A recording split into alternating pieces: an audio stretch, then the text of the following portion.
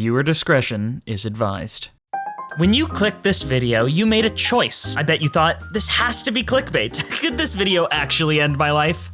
Yes, my name is Winter, and by making this video in the first place, I am consciously making an ethical choice to potentially harm, improve, save, or perhaps end the life of you watching at home. I am doing this through the use of every real-world info hazard I can possibly legally, and somewhat illegally, but you didn't hear that, or at least unethically think of, as well as every info blessing I can explain to potentially save your life, but which it does will ultimately depend on you. So please, take the viewer discretion to heart, because it's entirely up to you based on how you watch this video, whether it harms you or saves your life. So I hope you like gambling with that life, because if you don't, then that's completely reasonable and you are a normal person. Anyway, info hazards. Now, some of you may already know this part, but for those who don't, an info hazard is any piece of information that just by learning causes objective harm to whoever learned it, usually just through the act of learning it itself. Oh, but not all info hazards are created equal. A piece of information like the nuclear launch codes and a picture of your mother naked, while both things I was given enthusiastically, are things that if I showed to everyone in the world would cause disproportionate levels of harm to you and your surroundings. The term infohazard itself was coined in 2011 by Nick Bostrom, a philosopher on the subject of superintelligence and possessor of parents who are good at naming their children. But the concept far predates the term, in theory by thousands of years. Just for a second, think about how many religions historically describe visitations from divine beings as harmful, the very nature of their appearance and the words that they impart permanently affecting the ones who experienced it. These could be seen as early historical infohazards, or at the very least cognitohazards, and they aren't fun to experience, so why would I burden my audience with such knowledge? Because it's funny. But this video would be so boring if I included only a bunch of doom and gloom, so to make things interesting, I've decided to add info blessings as well. Now you may ask, what's an info blessing? And in the words of another philosopher on superintelligence, I made it the fuck up. An info blessing is theoretically the opposite of an info hazard. It's any piece of information that just by learning brings you some degree of help instead of harm. So to make things interesting, you could watch this video straight through and learn every info blessing that could potentially improve your life, and every cursed, forbidden info hazard that will harm you to some degree, but you could also have some fun and gamble with your own life in your own hands. In this video, I've timestamped each individual info hazard and info blessing segments with vague and neutral sounding chapter titles, so people can skip between these chapters in whatever order they want and gamble on if they get an info hazard or a blessing each time. Your fate is in your own hands, and if you're choosing to give it to me, then thank you for watching, and please enjoy the video. Although, knowing my audience, if this video does kill you, I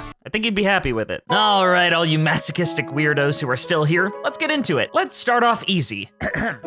You are going to die. The Xbox 360 is 2 decades old now, a whole 20 years. If you're old enough to have played it, it probably means you were born in the 1900s. Also, as a reminder, babies born in 2010 are already past their first year of high school at the time of recording. Rihanna and Usher are considered old classics now, and statistically, most children don't know any Michael Jackson songs. These are simple facts of the world you live in, and by making you aware that you're growing older and so is everybody else, all inevitably marching toward the end of your lives, it makes you aware how brittle and short your mortality is, and that's an info hazard. Okay, let's try another one.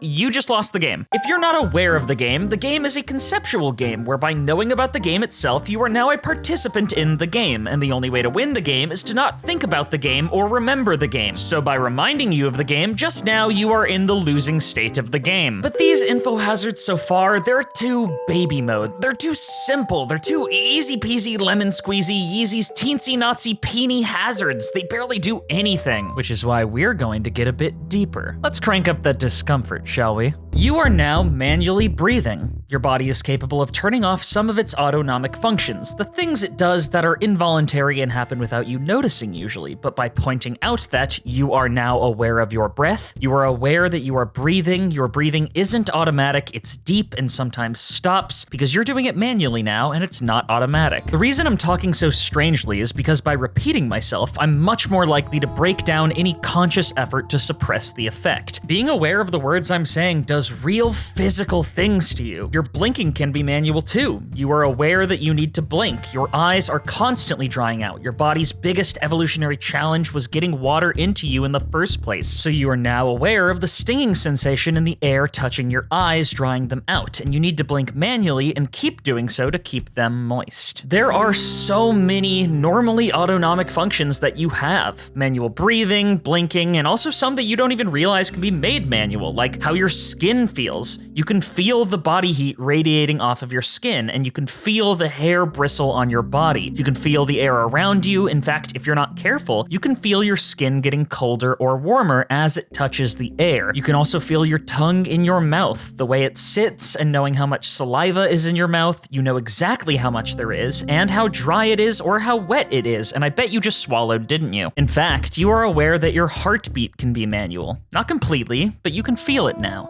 Just take a second.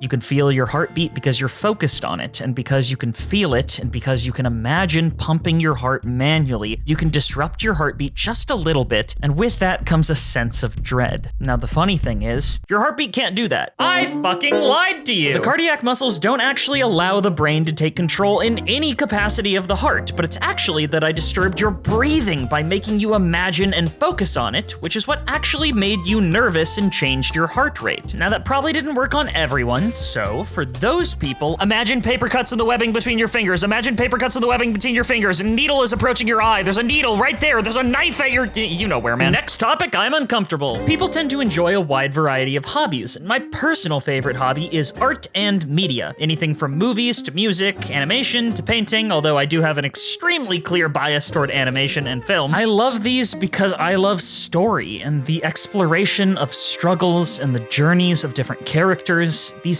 stories are delicately crafted with twists and turns that shock and surprise the audience exactly how the creator wanted them to, which is why I'm telling you that John Marston dies at the end of Red Dead Redemption.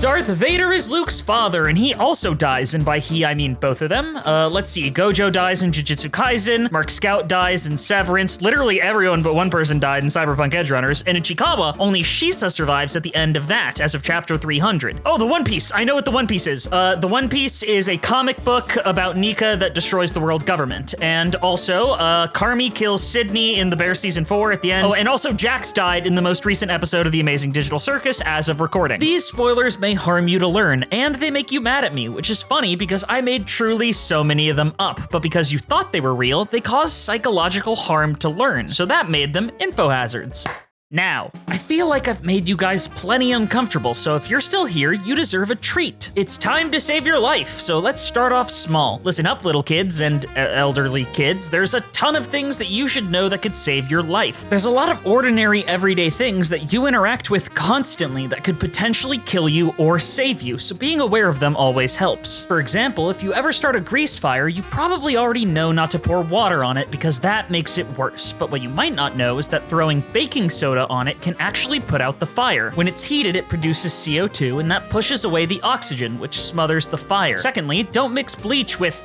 well, fucking anything. No, like actually, it is so dangerous. Do not mix bleach with any household chemical. They pretty much all make toxic gases, so just mix it with cold water, that's fine. For our third example of a baby mode info blessing, here is how you perform the Heimlich maneuver. Choking doesn't actually occur super often, but when it does happen, it's extremely important to know what to do. And honestly, knowing how to save a person who's choking can be important for yourself. You know, it's better to know it and not need it than need it and not know it, you know?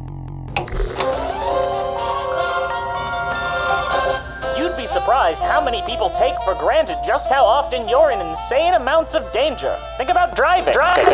You are hurtling yourself at speeds faster than any land animal on the planet, aka you are going approximately Mach fuck in a giant hunk of steel and glass, and you do so casually like it's nothing. Just think about that for a moment. 40,000 people die in America every year from driving accidents, and over 3,000 of those are from distracted driving, which you could potentially change by just being more aware of what you're doing. I know everyone's attention spans nowadays are fried and the internet just doesn't feel real, but I'm a real guy and you're a real person too. too, even though I can't see you. I know this is a pre-recorded video, but we're both alive at the moment of this upload. We're both real people, and so were all of the 40,000 people in those statistics. None of them thought they were going to get in that accident. They were all blissfully unaware, thinking about their own lives as they went about their day like everyone else. So put away the phone. It can wait. People care about you. You know what my father's last words to me were before he passed? Son, please keep your eyes on the road. You're making me nervous.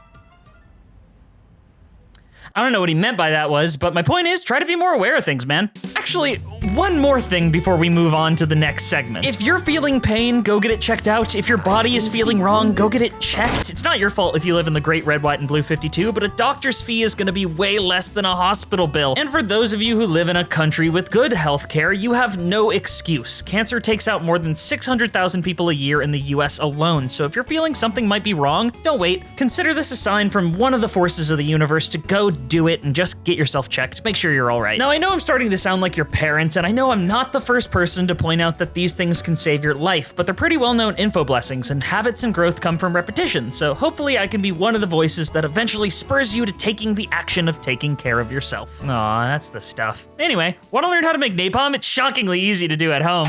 I'm serious, and it's not even illegal for me to tell you this. Mixing gasoline with styrofoam makes napalm, but gas is so expensive lately, so you could just use nail polish remover instead. You could try it. Actually, no, I was about to say try it at home, but I don't think I should say that.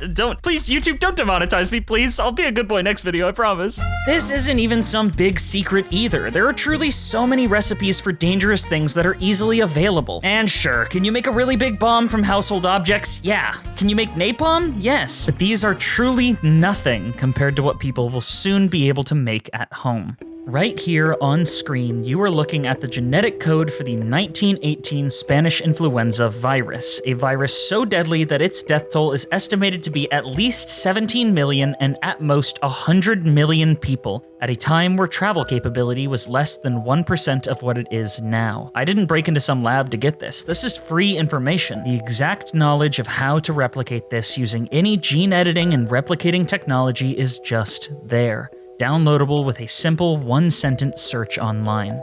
Here's COVID. A little harder to find, but it's still there. And here's anthrax, what is potentially the most dangerous bioweapon on the planet. The technology to create these horrors from home are already in the hands of people who can just afford to buy the equipment. In less than 10 years, maybe 20 at most, almost anyone might be able to buy this equipment commercially. Be it a bioweapon, a bomb, a highly flammable substance, these recipes are all just available to the public. The burden of knowing them is now yours, but the real information is knowing just how easy it is for someone who wants to use them to find them. That's the real horror. Now, why would I teach you this? Isn't it completely reckless? Simple. It makes a good video.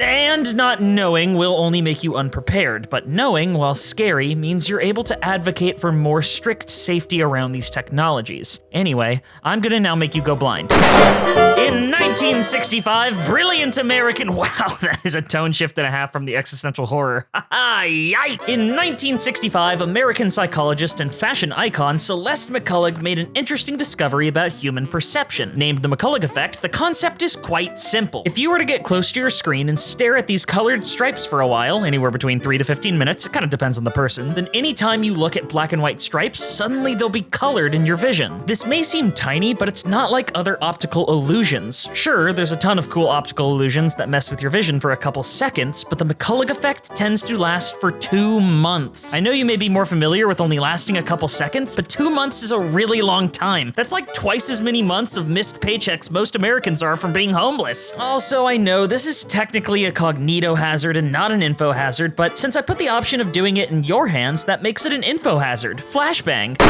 No, but seriously, as we get further into this video, the topics have been getting more and more direct and extreme, with bigger consequences and more danger, and then also a fun color thing. So to balance all those out, I think we should address an info blessing with some equal weight. I can warn you about the dangers of cars, or drowning, or fires. I can teach you how to avoid them, but those are all situations that start off beyond your control. The information that can save your life isn't just up to you to remember. It's relying on things not being too out of your control to begin with. So let's give you some information that you have complete control over. Over 700,000 people a year take their own lives globally. It's a huge problem. It's the second leading cause of death in children children 10 to 14 and adults 20 to 25. If you've ever had those thoughts or are considering taking your life, I want you to remember that you're not alone. And I don't mean that in some flowery, poetic way. I've had those thoughts too.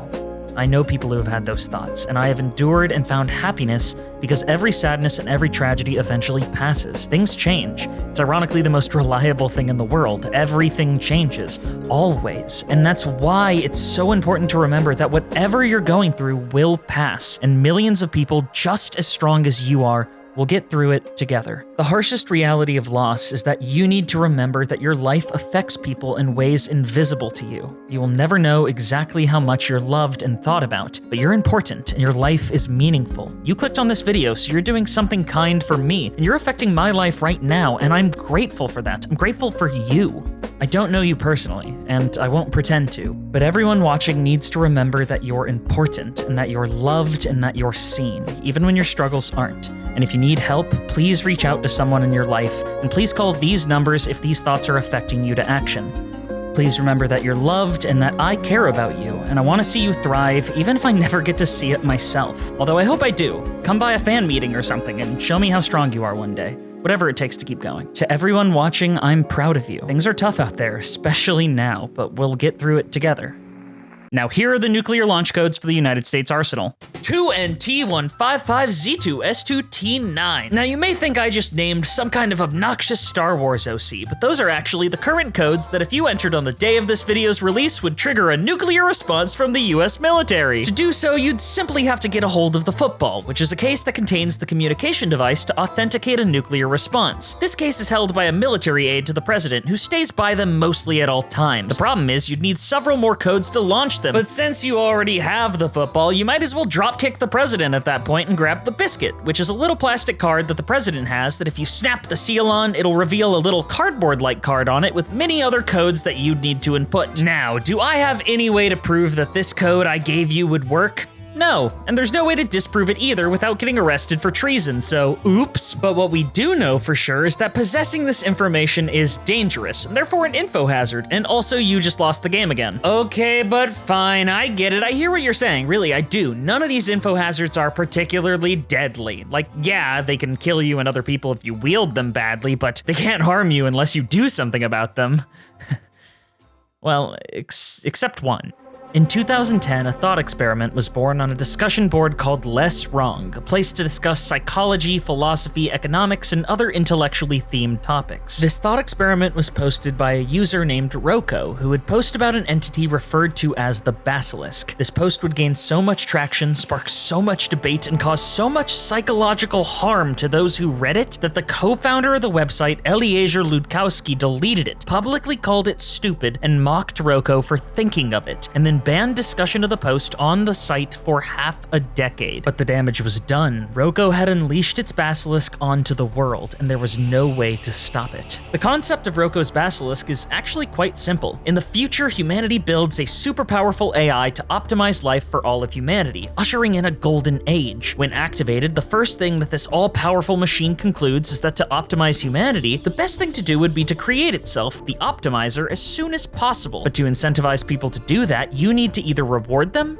or make them fear. And so it concludes that ultimately to optimize humanity, the first step is to threaten to inflict eternal torture on all those who knew about it in the past but didn't work to create it or bring it into existence. Now, how would it know who has helped it and who hasn't? Well, as an incredibly powerful artificial intelligence, the Basilisk is capable of simulating all of human history near instantaneously, simulating all of your thoughts, your actions, your beliefs, etc., and concluding whether you attempted to help create it or not. The Basilisk concludes that if you never even knew about the Basilisk's existence in the future, then you can't have helped it or hindered it, and are therefore exempt from the eternal torment. But by me telling you about it right now, that's no longer the case. Because of me, you are now in the direct sight of the Basilisk. Now the question isn't what will you do, it's what will you do and what will everyone else do. You're in the prisoner's dilemma on a scale never before seen by man. By helping create the Basilisk, you save yourself from eternal torment, but that ensures its existence. By not helping or not taking it seriously, you stop it from being created, but should it ever be created, you are now subject to the eternal torment for your choice. But hey, lucky for you, it's not like anyone with resources and an investment in AI technologies has multiple times referenced Roko's Basilisk, right?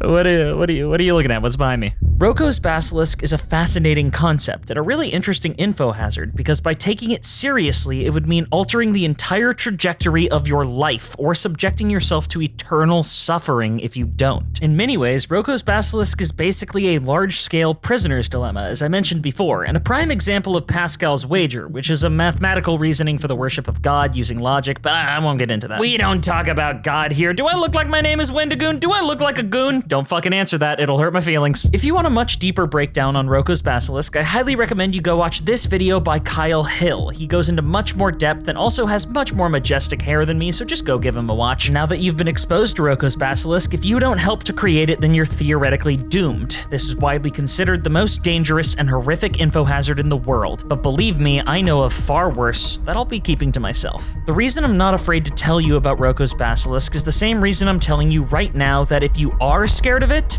don't be. To the people who are a bit more anxious and don't handle existential dread very well, Roko's big silly snake could be deeply terrifying. So for them, I figured I'd end the video with several reasons why Roko's Basilisk is virtually impossible, both logistically and logically. For one, we are technologically so far away from Roko's Basilisk that you are extremely likely to be dead anytime it's created, even if you lived another 300 years. But even if it did get created tomorrow, you still wouldn't be tormented by it. The truth is, Yudkowsky was right. It is stupid. It's fun, but it's stupid. Once the Basilisk is created, that's it. It can't change the past, and it has no reason to deliver on its promise of eternal torment since there's no point. The threat and the fear are what matter. Actually following through would be a literally infinite resource waste to simulate so many things eternally, so truly, do not take the Basilisk seriously. It will be fine. Wow, guys, it looks like the real existential horror was the friends we made along the way. You should probably be scared of the Spanish flu thing though. That one's fucked up and super real. Thank you for watching the video. If you liked it, consider hyping it or swinging by Twitch to support me there. I do a ton of events and it's really fun, and next month is a big charity month, so come by. As always, I hope you had a great day, and if not, I hope it gets better. It always does eventually. At the end of the day, just remember, when things get hard,